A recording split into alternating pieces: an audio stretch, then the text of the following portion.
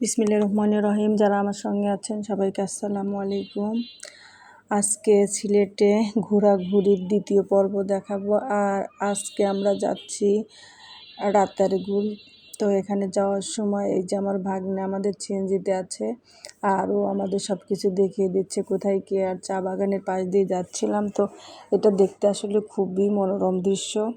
চা বাগান, পাহাড়ি চা বাগানগুলো দেখতে আমার কাছে বেশি ভালো লেগেছে, যে পাহাড়ের উপরেও চার গাছ, আবার নিচ দিয়ে ঢালুতেও। এটা দেখতে আসলে খুবই ভালো লেগেছে। আর আমরা যেখানে গিয়েছি তিনটা সিএনজি ভাড়া করে, কারোর লোক সংখ্যা বেশি, 13 জন। তো এক সিএনজিতে আমরা 3 জন, আর আমার ভাগ্নে একজন। আর আরেক সিএনজিতে আমার ভাগ্নি জামাই আর আপাদুলা ভাই, আর এক সিএনজিতে ভাই ভাবি আর ভাস্তা। তো 3 সিএনজি নিয়ে যেখানে গিয়েছি 3 সিএনজি। তো আমরা পৌঁছে গেছি রাতারগুল। তো এখানে এসে আসলে সব কিছুই সুন্দর। তারপরও একটা বিষয় যে আমার ব্যাপারে বিশেষ করে, যে আমার অবস্থা যে ধরেন হাত কেটে গেল বা পুড়ে গেল, তো ওই জ্বালা যন্ত্রণা যখন থাকে তখন এসির মধ্যে বসে থাকলেও যেমন যন্ত্রণা, আর বাইরে বসে থাকলেও তেমন যন্ত্রণা। তো ভিতরের যন্ত্রণা আসলে এইসব প্রাকৃতিক দৃশ্য হোক আর যাই হোক, ভিতরের কষ্টই থেকে যায়। তারপরও বাচ্চাদের মুখের দিক তাকিয়ে অনেক কিছু করতে হয়, ওদের আসলে কোথাও ঘোরা হয় না। এজন্য সবাই মিলেই ওদের একটু আনন্দ কিনে দিতে চায়। তো সবাই আমাকে অনেক হেল্প করেছে। আর বাচ্চাদের কিভাবে খুশি থাকে সেটার চেষ্টা করেছে প্রত্যেকেই। যারা আমার সাথে গিয়েছে সবাই আমার বাচ্চাদেরকে এমনিতেই অনেক বেশি ভালোবাসে। এখন সবাই, ওর বাবা যেহেতু নেই, তো মনে যেন কষ্ট না থাকে সেই দিকে সবারই দৃষ্টি। তো ভিতরে যেন কেমন যন্ত্রণা আসলে বোঝানো যায় না। আমার সবসময় মনে হয় চিৎকার পারি, ভিতরে কেমন অস্থির আসলে বোঝানো সম্ভব না। যার কষ্ট সেই শুধু বোঝে। এত সুন্দর জায়গায় গিয়েছিলাম, আর সেখানে যদি শুধু ওর আব্বু থাকতো তো সব দিক দিয়ে পরিপূর্ণ থাকতো। আর সে এসব জায়গায় গেলে খুবই এনজয় করতো, ছোট বাচ্চাদের মতো হয়ে যেত। আর এই ভিডিওটা সবাই শেষ পর্যন্ত দেখার অনুরোধ করব, কারণ শেষে অনেক মজার একটা দৃশ্য আছে, যেটা হচ্ছে জামাই শ্বশুরের কাণ্ড, যেটা আমার ভাই আর আমার ভাগ্নির জামাই ডক্টর তৌনিদ, তো দুজন কী করেছে সেটা অনেক হাসির। তো সেটা দেখাবো, শেষ পর্যন্ত দয়া করে ভিডিওগুলো দেখবেন।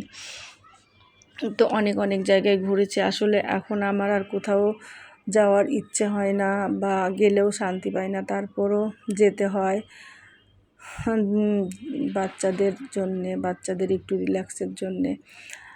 আর এই যাওয়ার জন্যে সবাই আমাদের এত হেল্প করেছে যে সেটা আর বলে শেষ করা যাবে না। আমার ভাগনা পাবনার থেকে আসছে ঢাকার থেকে আমাদের নিয়ে গেছে, ও অনেক জার্নি করা হয়ে গেছে ওর জন্যে। আবার বিভিন্ন জায়গায় ঘোরার সময় আমার আপা অনেক হেল্প করেছে, ধরে নিয়েছে, কারণ পাথরের মধ্যে আমার পায়ে ব্যথা, এটা যাওয়া খুবই কষ্টকর। হেল্প করেছে। তারপরে আমাদের ভাগ্নি জামাই তো নিচ্ছে, আমাদের অনেক হেল্প করেছে, বিশেষ করে আমাকে। একটু আমার পা কেটে গিয়েছিল, হালকা একটু ফোস্কা পড়ে গিয়েছিল, সেখানে সে ব্যান্ডেজ, বৃষ্টির মধ্যে কোথা থেকে ব্যান্ডেজ খুঁজে এনে পায়ে লাগিয়ে দিয়েছে। আমি নিষেধ করা সত্ত্বেও সে আমার পায়ে লাগিয়ে দিয়েছে। তো সব মিলায়ে সবাই, আমার ভাবি, ভাস্তা, ভাগনা, ভাগ্নি, আপা, দুলাভাই, সবাই এত হেল্প করেছে যে এরা তো ভালোবাসেই। এখন মনে হয় আবার ভালোবাসা দ্বিগুণ বেড়ে গেছে। কিন্তু ওই আগুন, ভিতরের যে কষ্ট, সেটা তো আর নেভে না। যেখানেই দেখি কোথায় যেন কাকে খুঁজে বেড়াই। আর একটা কিছু দেখলেই মনে হয়ে যায় যে কোনো বাবা তার সন্তানকে আদর করা দেখলেই মনে হয়, আর যদি আমার হাজব্যান্ড থাকতো সেও অনেক খুশি হতো, বাচ্চাদের অনেক আদর করতো, বাচ্চাদের এটা কিনে দিত ওটা কিনে দিত। তো সবাই মিলে এত জিনিস কিনে দিয়েছে, বাচ্চাদের চকলেট, ওদের কী পছন্দ, চশমা, সানগ্লাস, তো অনেক কিছু, সব কিছু সবাই সব সময় আমাদের আনন্দ কিনে দিতে চায়। সবাই, শুধু আমার আত্মীয় স্বজন না, প্রতিবেশী বন্ধুবান্ধব প্রত্যেকেই চায় যে আমরা কিসে খুশি হই, কিন্তু কোনো কিছুতেই যেন খুশি হতে পারি না, কোনো কিছুতে যেন আনন্দ খুঁজে পাই না। এত জায়গা ঘুরে আসলাম, কোথায় যেন কষ্ট, আসলে সেই কষ্টের আর শেষ নেই। আর তারপরও সবার অনুরোধ রক্ষা করতে গিয়েছিলাম। হ্যাঁ, মোটামুটি ভালোই লেগেছে। তারপরও এই যে বাসায় আসছি এখন, কেমন দম বন্ধ হয়ে আসছে। তারপরও কিছুদিন যে সবাই 3 দিন ভাই বোন, আব্বা, ভাগ্নে, ভাগ্নি, ভাস্তা, ভাস্তি সবার সাথে একসঙ্গে হোটেলে ছিলাম, এটা আসলে ভালো লেগেছে। তারপরে এখন বাসায় এসে একা একা কেন যেন শুধু মনে হচ্ছে একটু কান্না করি, কানলে মনে হয় ভালো লাগবে, দম বন্ধ হয়ে আসছে। 3 দিন স্বপ্নের মতো কেটে গেছে। সবচেয়ে ভালো লেগেছে সবাই একসাথে যখন হোটেলে বা একসাথে যখন আমরা খাবার খেয়েছি, এই জিনিসগুলো আমার কাছে খুব ভালো লেগেছে। যে অনেক দিন পরে ভাই ভাবি, আপা, ভাগ্না ভাগ্নি সবাই নিজের আপনজনের সাথে থাকা, এটা মনে হয় আমার কাছে সবচেয়ে বেশি ভালো লেগেছে। আর এরকম আসলে একসাথে হওয়া হয় না, এখন অনেক দিন পর যেতে হয়। এই যে আমার ভাইয়ের কীর্তি, তো আমার সেলিম ভাই, সে এই যে রাতারগুলি গাছে উঠে গেছে এবং তার খুব শখ যে এই গাছে উঠে সে ছবি তুলবে। আর আমি বারবারই চাচ্ছিলাম যে ও গাছ থেকে পড়ে গেলে ভিডিও করব, কিন্তু না, সে সাবধানে উঠেছে এবং সাবধানে নেমে গেছে, পড়েনি। তো তার শুধু এখানে না, তার প্রত্যেকটা ভিডিওতে সে খুব এনজয় করেছে।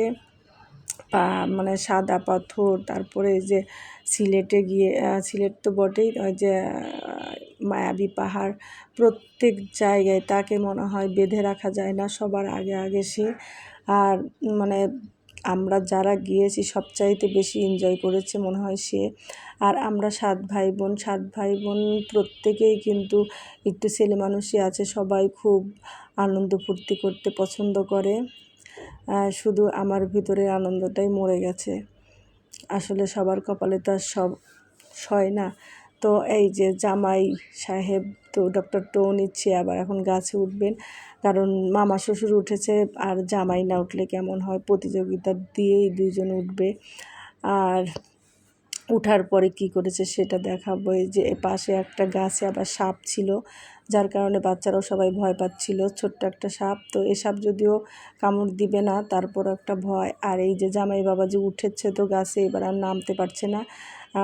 তখন সে কিছুতেই স্বীকার করছিল না যে সে পারছিল না নামতে, অনেক মানে গাছে উঠে আর বিপদে পড়ে গেছে, কিন্তু সবার সামনে আর বলতে পারছে না। পরে অবশ্য স্বীকার করেছে যে আসলে গাছগুলি এত পিছলে যে নামতে পারছিল না, কারণ এই গাছগুলো তো আসলে পানিতে ডুবে থাকে শেকড় পর্যন্ত। তো এখন পানি যেহেতু কমে গেছে, শেকড়গুলো বের হয়ে গেছে, কিন্তু গাছটা অনেক ভেজা আর স্যাঁতসেঁতে দেখা যায় না, কিন্তু যখন পা রাখতে যায় তখন কিন্তু পিছলে যায়, যার কারণে আমার ভাগ্নি কিছুতেই উঠতে দেবে না, কিন্তু সে উঠবে, কারণ শ্বশুর উঠেছে, জামাই না উঠলে হয়। তো সে উঠে এরকম ফান্দে পড়িয়া বগা কান্দের অবস্থা। যা হোক, তারপরে সে নেমে আসছে। আর আমাদের জামাই বাবাজি যে এত ভালো, আল্লাহ ওকে অনেক ভালো রাখবে, এত হাসি খুশি, ওর প্রশংসা করে না এমন লোক নেই। যেমন আমার শাশুড়ির সাথে একবার ভিডিও কলে তার কথা বলিয়ে দিয়েছিলাম, কারণ আমার শাশুড়ি একটু অসুস্থ ছিল, তো ও আমার শাশুড়িকে দাদিমণি ডেকেছে, তাতে আমার শাশুড়ি যে পরিমাণ তার ভক্ত হয়ে গেছে তৌনিদির। আর আমার হাজব্যান্ডের কথা তো বলতেই নেই, সারাদিন ছোট ডাক্তার, এত ভালো ছোট ডাক্তার কাছে এসে তার গায়ে হাত দিলেই তার জন্য শান্তি। সব সময় সবার কাছেই গল্প করতো ছোট ডাক্তারের। তো আমার ভাগ্নি, ও ছোট ডাক্তার, ওর চাইতে যেন ভাগ্নি জামাইকেই আমার হাজব্যান্ড অনেক বেশি ভালোবাসত। আর ও যেন কেন এত আপন ভাবতো, এত গায়ের সাথে গা লাগিয়ে বসতো আমার হাজব্যান্ডের। রাত 2টা 3টা নাই, সব সময় ওকে টেলিফোন করতাম। এখন আর ছোট ডাক্তার এই নামটাই হয়তো বা একদিন থাকবে না, ডাক্তার হবে, কিন্তু ওকে ওই নামে আর কেউ ডাকবে না হয়তো বা, কারণ আমার হাজব্যান্ডের খুব প্রিয় একজন তৌনিদ, তো কখনো তৌনিদ বলেনি, সবসময় বলেছে ছোট ডাক্তার।